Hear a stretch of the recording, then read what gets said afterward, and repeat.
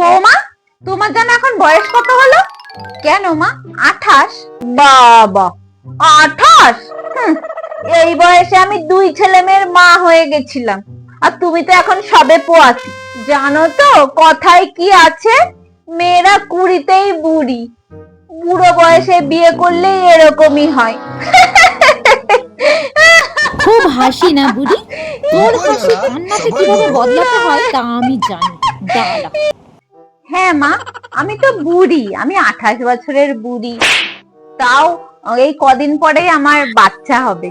কিন্তু মা, এটা ভেবে দেখেছেন আপনার 28 বছরের মেয়ে আইবুড়ো হয়ে এখনো আমাদের ঘাড়েই রয়ে গেছে? আসলে বুড়ি হয়ে গেছে তো, তাই মনে হয় বিয়েটা হচ্ছে না। বুঝলেন কি না?